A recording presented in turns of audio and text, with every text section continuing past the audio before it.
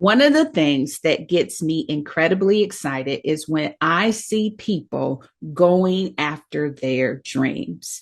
You see, I believe that God gives us divine inspiration that is packed with purpose and passion.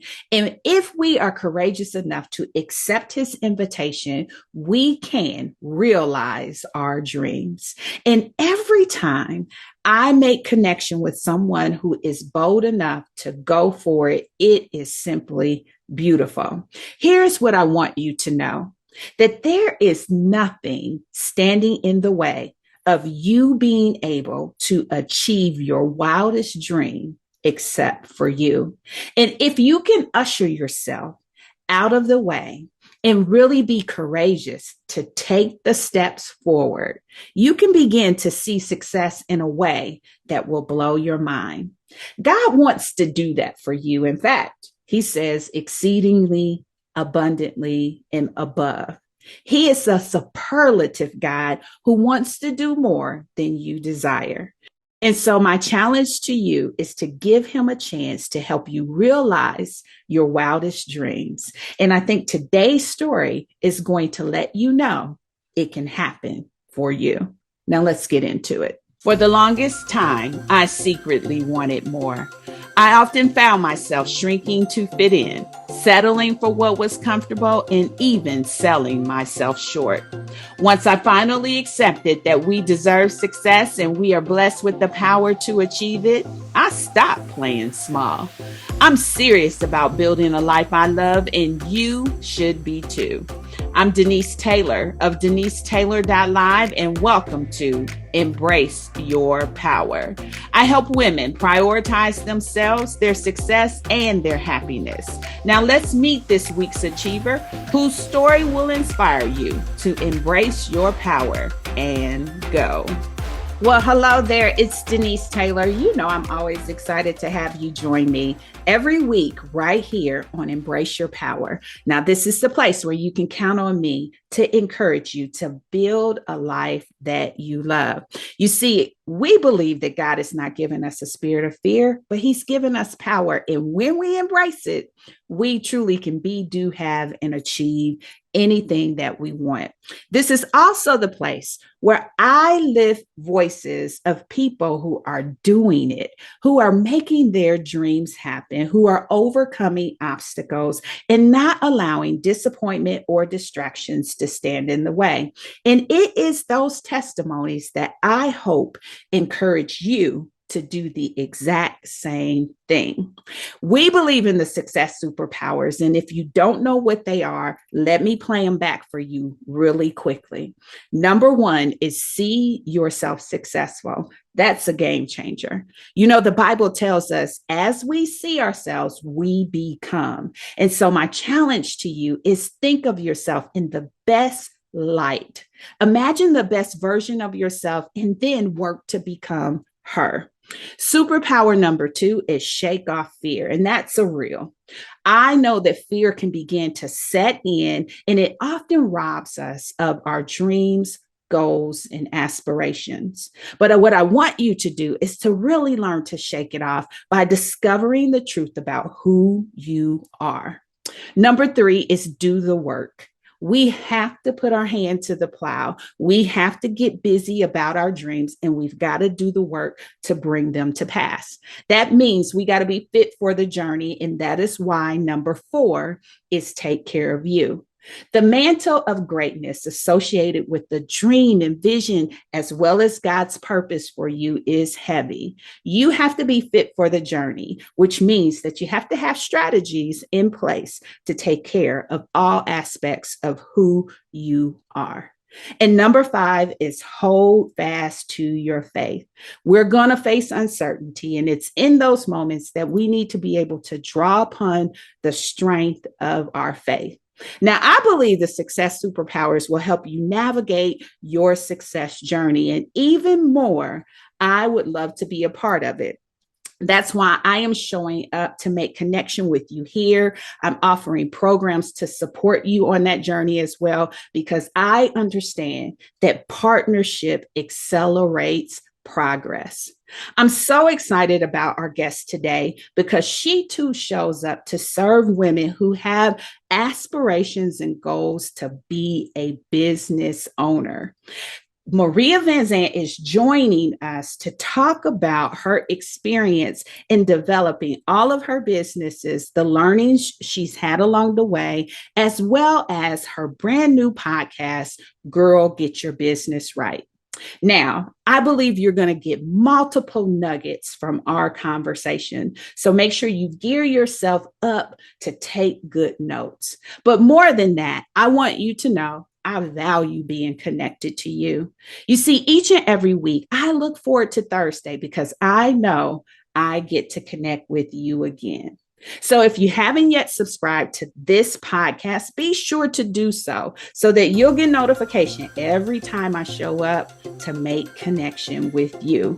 And more than that, I want you to know I'd love to hear from you. So if you have feedback, don't hesitate to send in a review. Thank you for the opportunity to be a part of your success journey. Now let's get into this incredible conversation.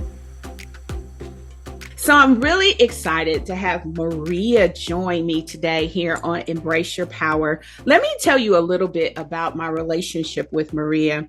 I have known her for a number of years now, and for as much as I can remember, she has always had entrepreneurial dreams. It's something that she never let go of. In fact, they started long ago, and she continues along in that vision. She's driven and always making moves, often in silence, because she's not a big talker, but boy, does she ever make big impact.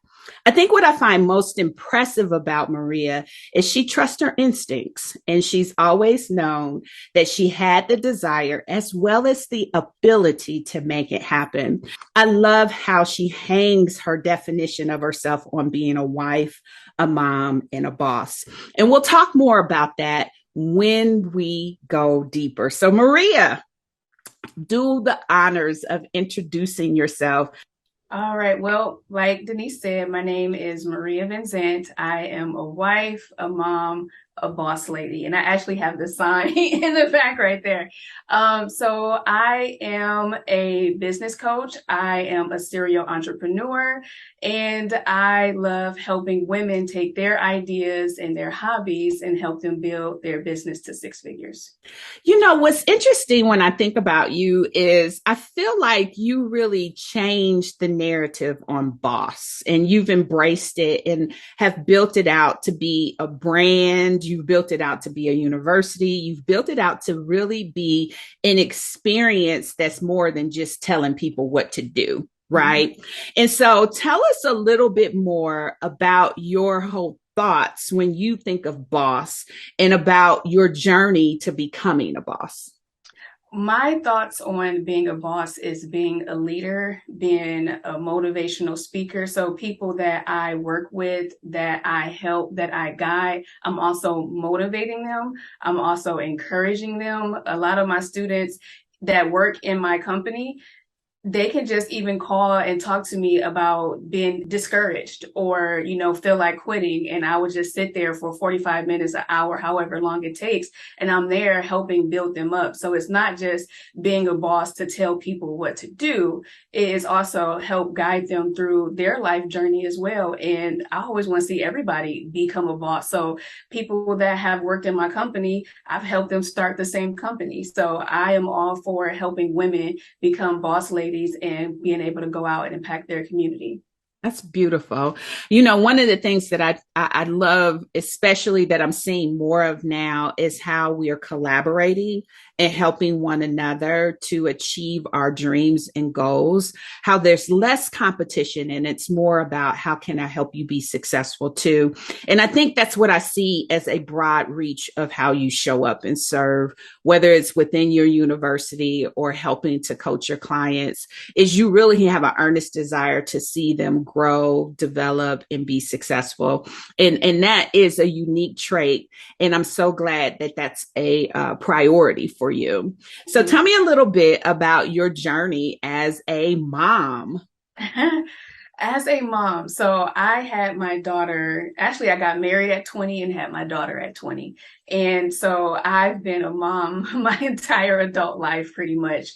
And the journey of being a mom, of course, when you become a mom so early, the child or the two kids, my two older ones, grew up with me. And then now I have my two younger kids that are now 9 and 11, and it's a different journey. So I have my older set of kids and then my younger set of kids. And I'm just loving every moment of it, the valleys, the dips, the exciting times. My oldest is in college now, a sophomore to be a doctor. And also through the journey of being a mom, I've motivated them and encouraged them through just my actions of them seeing me build my company. All four of my kids have worked in some aspect in my business. They've gotten paid. They're learning financial literacy through working and responsibility. That's awesome. And one of the things that I had picked up later to talk about, but I think it fits right now, is the priority that you have around the family dynamic and business and really including them in there. Go a little bit deeper with that before we talk about being a wife. Why is that important to you? It's important to me because, as many entrepreneurs can relate to this, our business or our journey of growing our business becomes our life, where we wake up in the morning, we're working. Throughout the day, we're working. We go to sleep with our computer next to us in the bed sometimes. And there's this everlasting journey of trying to grow our business. And what I found that in the beginning of me growing mine, I became so consumed of business, business, business that I wasn't putting too much attention on my kids. And I would go and always say, my kids are my why. I want to build this legacy. And I'm talking all these amazing things about my kids, but they at that time really didn't feel it because they felt like my number one priority was my business and not them. So I had to learn a way to still be able to give them that attention and show them that they are my why and still grow my business. And in doing that, I just, hired them and they love helping. I have one of my daughters, she helps with administration type work because she's in college, so she gets to work virtual. Two of my daughters work in my spa. So it's really being able to bridge the two together. And of course, I still have individual time with them, but I spend more time with them now because they're a part of the entire world that I have. Yeah. And I think that's beautiful. There's tax advantages to that, which I know you know all about that. But I think it's beautiful because you are helping them to understand how to do business themselves, how to embrace their power and really go after their dreams. And to me, that's the byproduct of you bringing them into the journey and into the experience. So tell me a little bit about your journey being a wife. So the journey of being a wife, this is actually my second marriage. We're going on 12 years in September. And I love it. I always say I would not be where I am today without my husband. He's definitely my number one supporter. He encourages me when, again, times and being an entrepreneur gets very down. He will encourage me to keep going and he'll give me a pep talk and I'm right up and, ready to go, conquer the world. And we are learning still to make sure that we're putting each other number one because he's actually growing his business now too, which when two people are growing a business, conversation can become about business. It can become about, making the next move financially. And now in this season, we're trying to be a little bit more deliberate in making sure that we talk about us and our plans for our future as a couple. And also through this journey, learning how to put my husband before my kids, before my business, which is why I always introduce myself as a wife, a mom, a boss lady. As my kids are growing up and they're going to be, leaving the house, I'm still going to be with my husband every single day. So making sure that the priority level is there and that he know that he's just as important as the kids and as my business. You know, I I have to say, when you start rattling off those time frames, I cannot believe how fast that has been. Yes. I have had a chance to be on the sideline of your journey, and I can remember early on a lot of things that you have now brought to pass and begin to make real for yourself and your family. They were like conversations that you were Mm-hmm. having. I can remember one time, and I don't know if you remember this, I was driving by a building and it was like a spa, like a kid's spa. And I took a picture of it and I texted to you. And I was like, this is something that I envision you having someday. And that was many years ago. Yeah. That was like when I first got to North Carolina. So that was a many years ago. And now, fast forward, you have your spa, you have aspirations to franchise your brand. Mm-hmm. You are continuing to move forward with this whole perspective of boss lady and have created this entire university around it. And I can remember when they were just whispers of a Yes. dream for you. And Mm-hmm. so it's so phenomenal to see your success now, because oftentimes people just have this perspective like someone has just arrived. And I Yes. know for you, that has not been the case. And so tell us about that entrepreneurial journey and what that was really like for you and how it all began to be your heart's desire. Okay, well, I can say in the beginning it was very rough.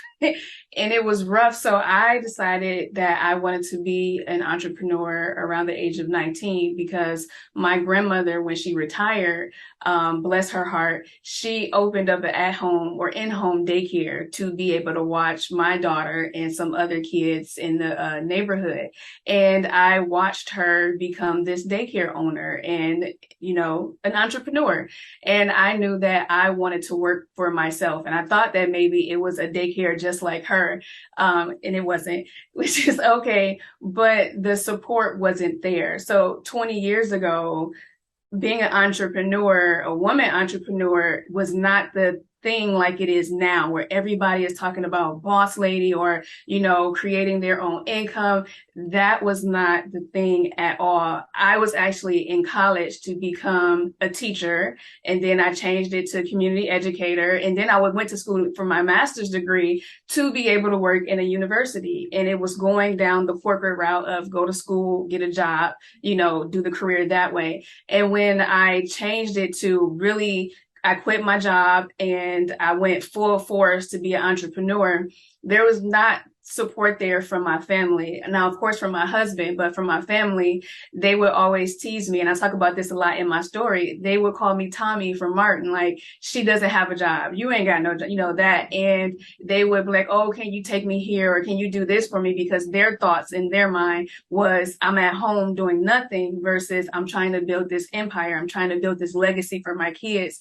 And they really didn't believe that, I was going to do what I said I was going to do. So it was not easy, which is why encouragement for me is a huge thing when I'm talking to these new entrepreneurs. Help me encourage you, because they might not have the same support I had with my husband. So it's a journey. It's definitely been a journey, and it was God given to me. I had at least 3 prophets tell me that, entrepreneurship is my route, and, just to see it come and happen is amazing to me. I love it. I love hearing you tell your story, because for such a long time, you were just like this quiet storm, in the sense that you Yes. would just sit there and you would have never known that all of that was locked in you. And as you have continued to blossom, it has been so amazingly beautiful. I'm so, so, so proud of you for just really never giving up on what you knew was your dream and what you knew you could do. And even the success you're experiencing now is nothing in comparison to what you're going to continue to experience as you move forward. Now, one of the interesting things, and this terminology may not be something you're familiar with, it's one I've adopted for myself, is this whole phrase of multi-passionate. And multi-passionate just means you have a lot of interest and a lot of passion Mhm. and you have a willingness to go after more than one at a time, which means there's a juggle, right? Which means that you don't have to be that person that says, I can only do one thing at a time, because your capacity is set up so that you can juggle multiple balls. What is your response to that? And how do you juggle all of the things? Well, my response, I definitely know that, and that was me for so long, where I had 4 or 5 businesses, so many different hobbies. And one thing that I found as women entrepreneurs, we have a lot that we want to do. We want to save the world. We want to, and for me, everything that I was doing, it might have seemed like it was just so random, but it really was me wanting to help a woman in all areas of her life. And what I had to do was, and just back up, I remember years ago, my pastor gave me this book. He told me to get this book called The One Thing. And as I started to read this book, I'm like, I don't want to read this book because, of course, I'm doing like 5 things, I'm doing 10 things. And through the journey, I've learned that you can have these multiple things and you can accomplish them, but it doesn't have to only be you.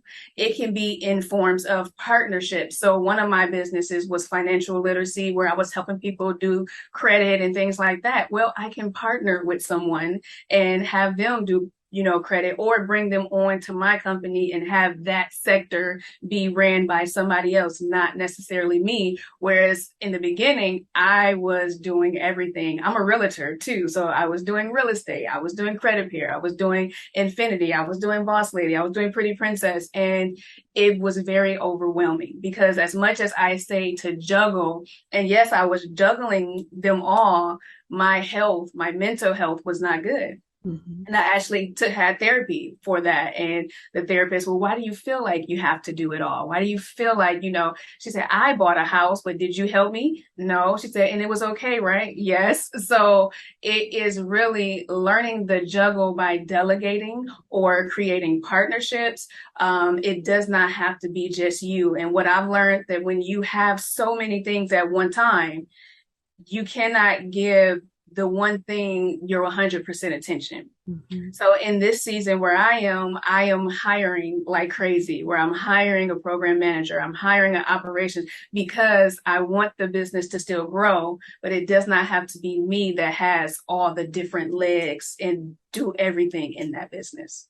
And what's beautiful about that is you get the chance to be an employer. You get the chance to really help other people sustain themselves and give them opportunity, and Mm-hmm. be able to now leverage that as a way to serve others and help them Yes. grow. And to me, that's the way I look at expansion of team as well. Is now I get a chance to take what I know and really sew it into the life of Right. someone else, and Right. also at the same time help the business grow. Because when you get to the point that you're able to hire services, hire partnership, and hire people, you are continuing to elevate, and Right. the prosperity of your business is now, getting to that level that you want Yes. it to be, and that you've always envisioned it to be.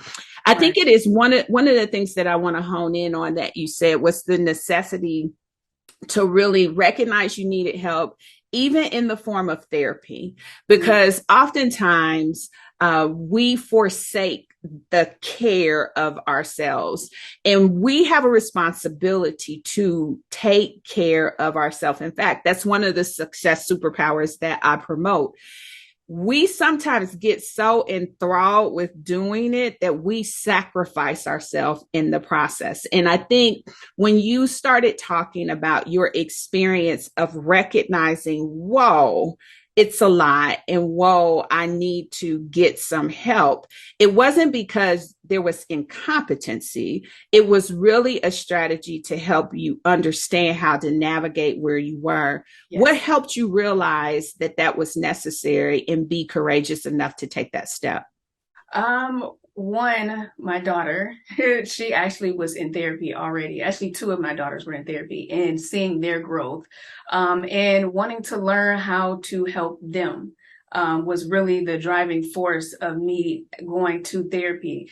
And also in that season, it was me recognizing that I was giving everybody else, the world, my best, and I was empty inside. When I got off the live, or when I got off from teaching, I would probably go to the couch and lay down and cry, or my back was hurting, or just feeling so depressed in that season, but putting a face on for everybody else to get them to their next. And my family did not get the best of me too. So realizing that that's not okay. And again, if my why is my kids and my number one priority being them, then I have to be my whole self. I cannot give them my best if I'm not my best. Mm-hmm. That's really, really good. And I know personally, because I have a life coach as well. It's a safe place where you can go and really show up and get fed and use that as a wellspring to like refuel yourself. And so for as much as it seems to be talked down about within culture, it really is the lifeline that could be such a huge differentiator for people who are building empires, for people who are building business. We have to recognize the need to care for ourselves fully. So thank you for sharing that. So did you ever imagine you would establish a university? And tell us more about Boss Lady University vision and just the whole thought behind that. Sure. I'm in awe of Boss Lady University because, for one, and I was a very shy young lady. I did not want to talk in front of people. I did not want people to look at me. It was like, just let me be a wallflower and like, oh my gosh, attention. Oh my God, no. I'm still a little bit still like that. But I've always wanted to be a teacher. And my uncle, he's a principal now. And at the time when I was younger, he was a teacher, and he would bring home his supplies and his teaching things. And in the summertime, I would teach my cousins, and we would have school. And I'm like, order, like I'm the boss, I'm the teacher. And I would have things hung up, and so, which is why I went to school to be an elementary school teacher.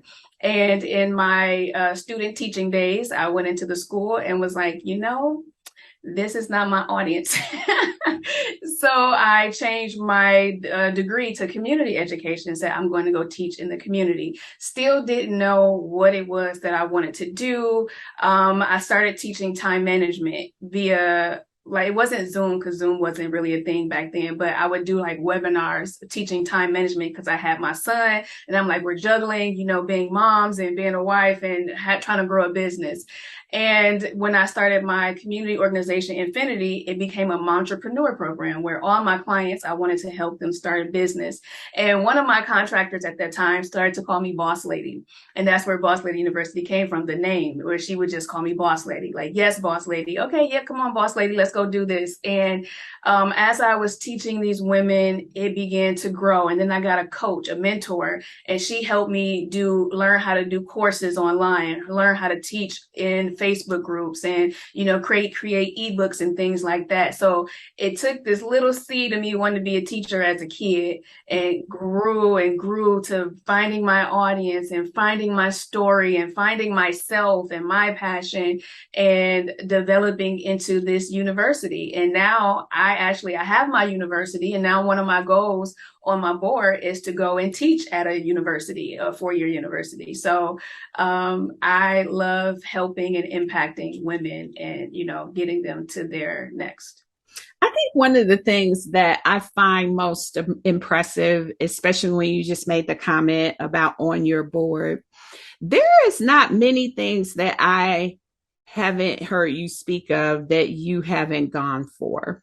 And that doesn't mean everyone materialized into this great success, but you have a really interesting ability to have a goal and to really remove everything between you and your try out of the way and simply go for it and try. So for as much as you may be shy, you are not reserved to the point that you will not put the pedal to the metal and give it a try.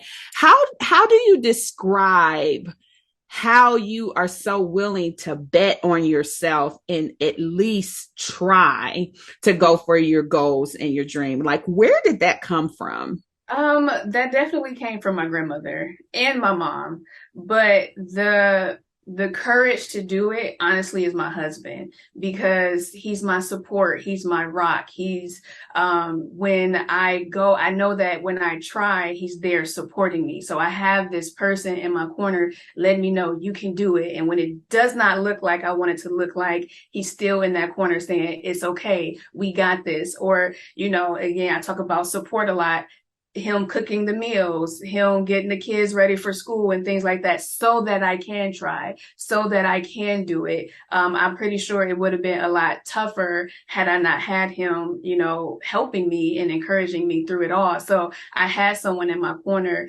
to have my back, to allow me to try and push me to keep going through it.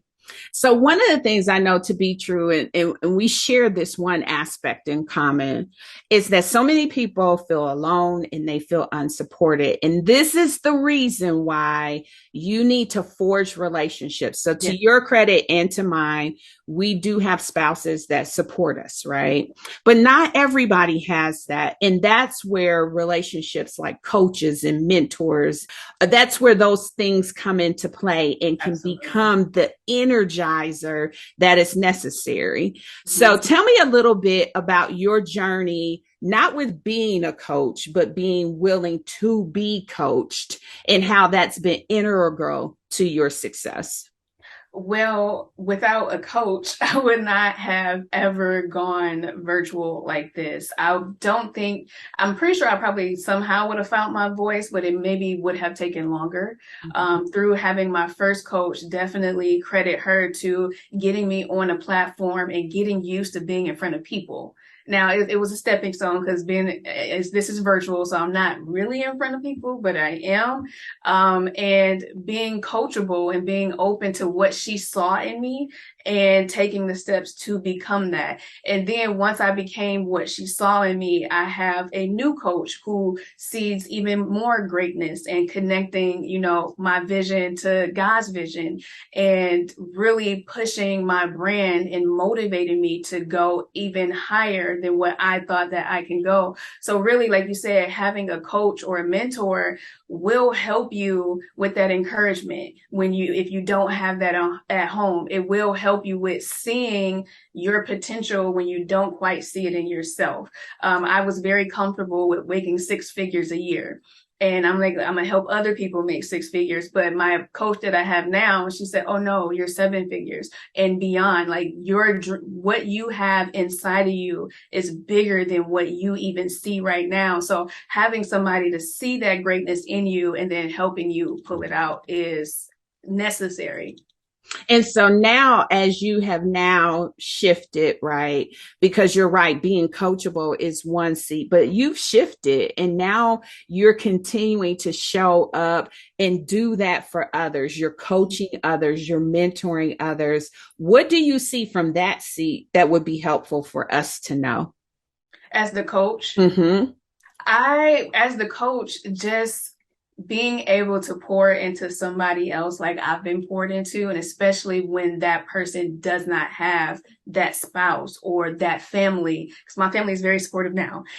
Maybe they're where I was 10 years ago or 20 years ago, where the support really wasn't there from the people who you wanted to be. So being able to encourage them. I had two of my students, and I call them students because that's the teacher in me. But two of my students in one day set up an appointment, and they just sent the text message, and I said, "Yes, let's get on Zoom."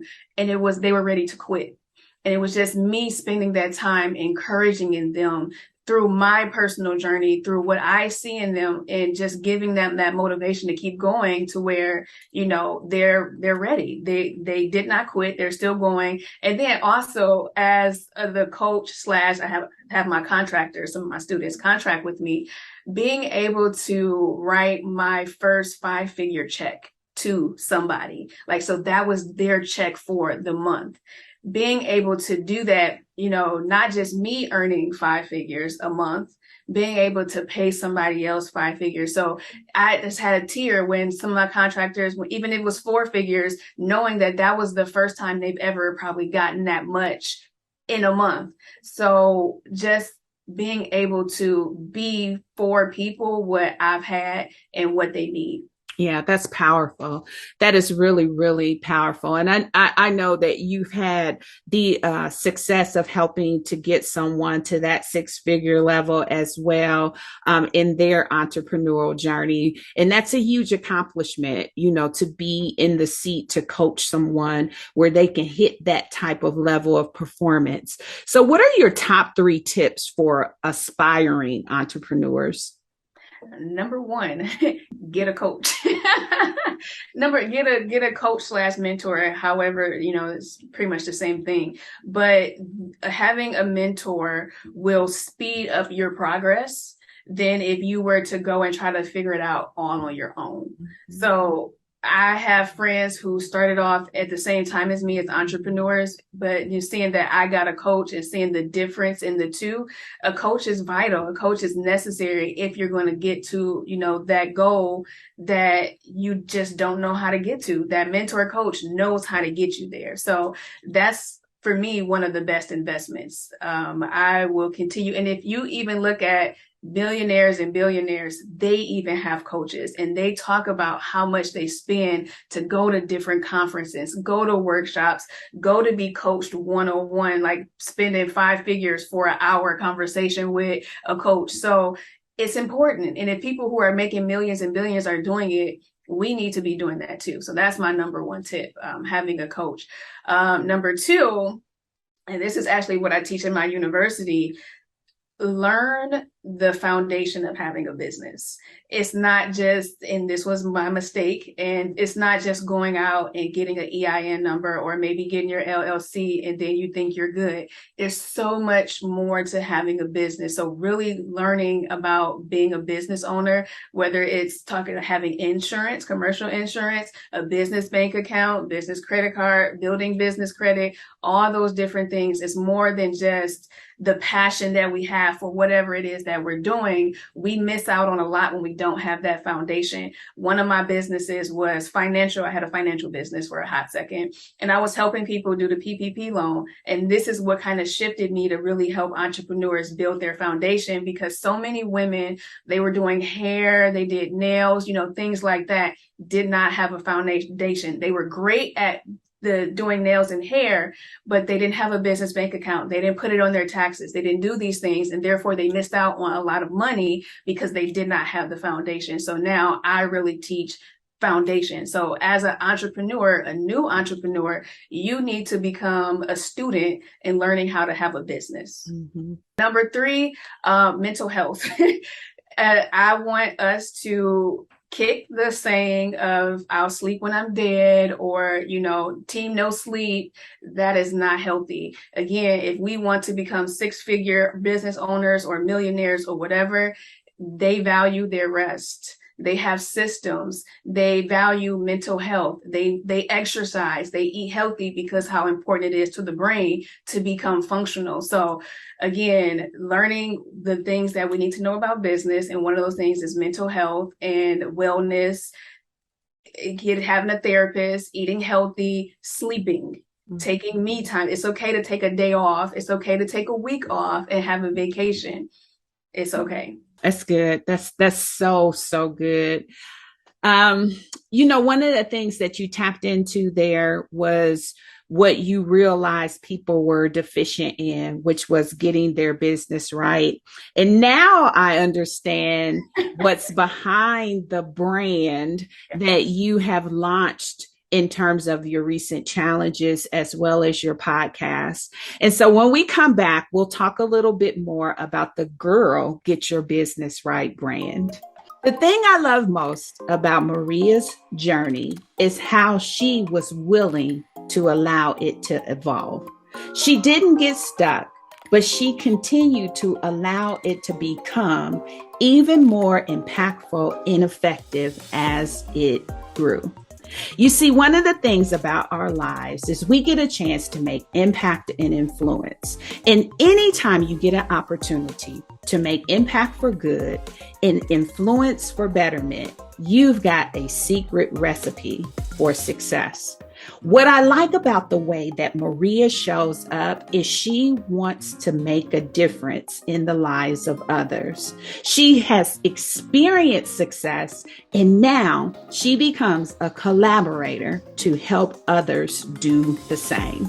What's even more cool is this new brand she's launching, Girl, Get Your Business Right, is one that she has also included a podcast channel. Now, here's the beauty, and I think you'll understand this more as we continue our conversation. She is now leveraging things that she's already doing and lighting up the podcast space with those impacting messages for business savvy success.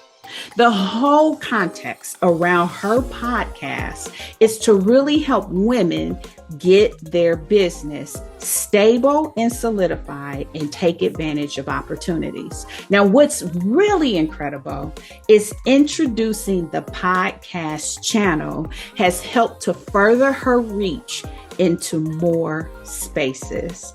That's the beauty of a podcast. And that is one of the reasons why I get so excited when I get a chance to partner with people and lift their voice, because I know that there are business owners that were waiting to hear Maria, and she is showing up with solutions that are going to help change the game. So the opportunity for me to partner with her to bring her podcast vision to life was incredible. We are leveraging what she's already doing and taking those messages to the world. Now, if you know a podcast is within the scope of what you have a desire to do, I would love the opportunity to partner with you and make that a reality. My podcast prep program can help you bring that vision to life in less than 30 days. In fact, we did that for Maria. And so if you're interested in starting a podcast, I would love to support you on your journey. Be sure to reach out and learn more about podcast prep. So now that we're back, let's go a little bit deeper around Girl, Get Your Business Right. Now, that brand for you is one that is a bit new. You're still building it out. It has different elements. One of it is around foundational perspectives of business, like you talked about. But tell us more about the Girl, Get Your Business Right brand. Girl, Get Your Business Right brand is exactly what it says. Get your business right. And again, it comes from a place of seeing first me, I did not have my business right. And I learned a lot of things the hard way. And then in me helping other women try to get funding and things like that, seeing that so many of us just start our passion and we get our business name and we do what we know to do, that we neglect looking into what we don't know. And so a lot of women did not have their foundation. It's something as simple as paying yourself or putting all your money from your business inside your business checking account, and then maybe pay yourself from there, or keeping it separate from your personal, something as small as that. So many women were not doing that. So again, I would like to say that I'm a problem solver, and in seeing the problem, I created the 3-day challenge to really help women learn to get their business right. Awesome. Awesome. And in addition to that, you launched a podcast that is really centered around helping girl bosses, if I could say it that way, really begin to not only get their business right, but grow their business. So tell us about your podcast. I love working with Denise, first of all, because apparently I had the podcast. It just wasn't officially a podcast. And so me doing my lives and teaching never crossed my mind to do a podcast, because I see so many people do a podcast and I'm like, that's just, not my lane. But all my material of teaching and helping women and encouraging women, there's a lot of women that's not inside of my boss lady community. So being able to put it out on a podcast to teach women what I've been teaching for years: multiple streams of income, passive income, business credit, personal credit, again, foundational, having a business bank account, things like that. And to be able to put it out there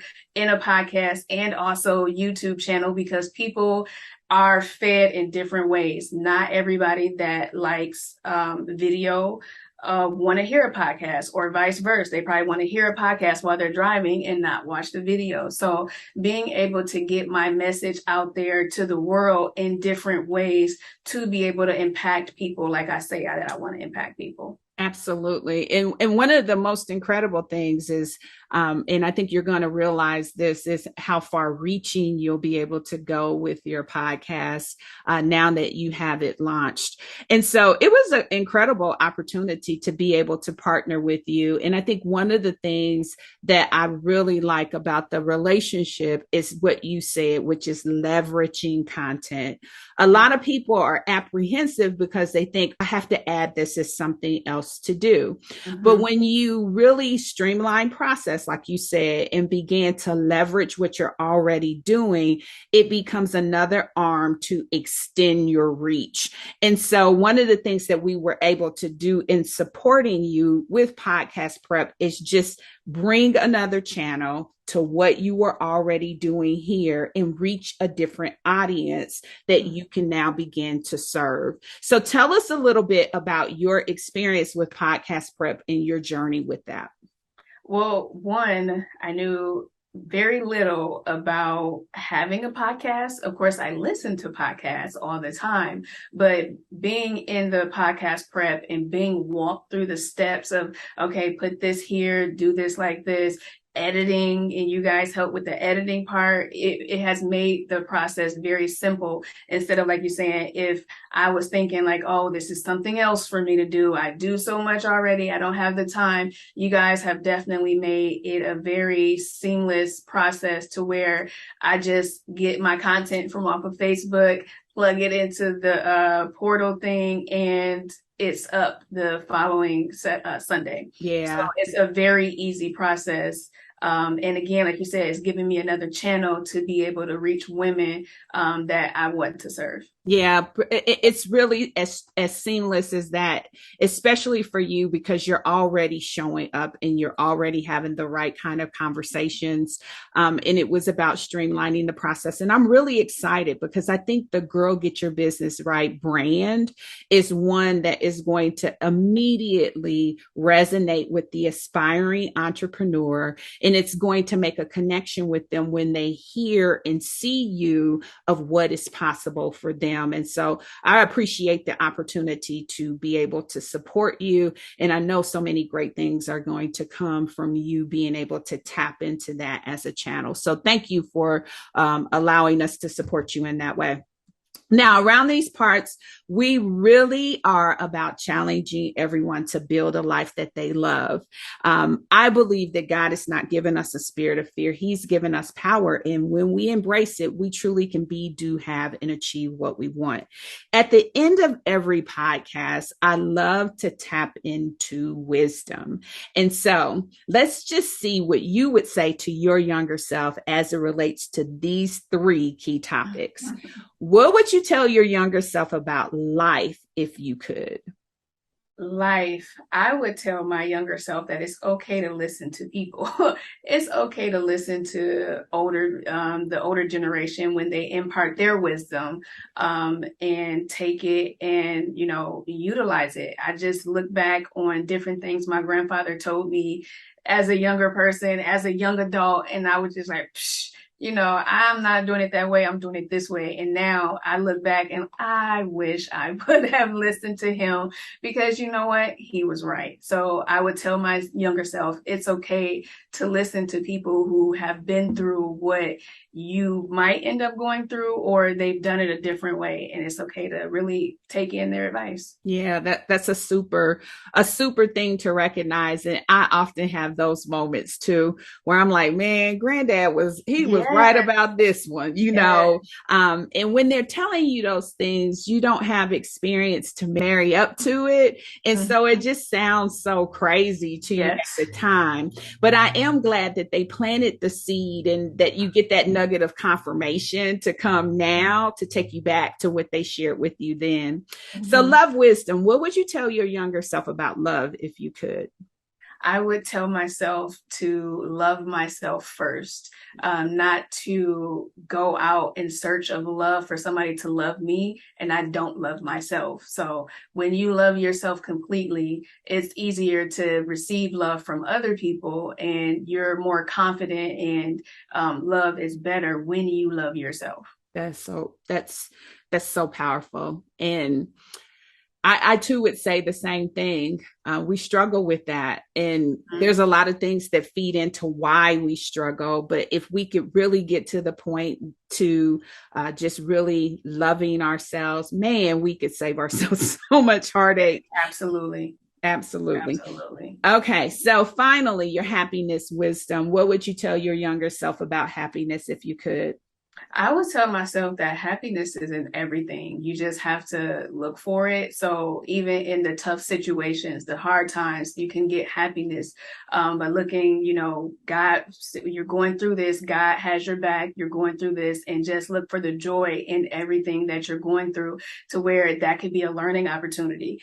That when I look at what I'm teaching now, I'm teaching from the mistakes that I've made. They did not feel great back then, but if I could know that it's happiness in that, is joy in that, because you're going to be able to help somebody else through that. So there's happiness and joy in everything that is around you and what you go through. That's beautiful. Look for the good. That is beautiful. So Maria, I am so proud of you. And like I said, I know that you are still in the beginning stages of the success that is going to come your way. And I just want to say to you that success looks so good on you. Do not let up. Keep embracing your power. Keep just really on the course of your success journey, because there is still so much ahead of you and the best is yet to come. Thank you. Well, that's it, beautiful. Thank you for tuning in. Don't ever forget that you are truly blessed with life, love, and all the happiness your heart can hold. Be relentless in building a life you love without apology. I'm Denise Taylor, and you can always find me in our free Facebook community. It's Embrace Your Power. Easy to find. Now be sure to rate and review this podcast and share it with a friend. And make sure you subscribe so that we can stay connected each week. And remember, God has not given us a spirit of fear. He gave us power. So be sure to always embrace your power and go.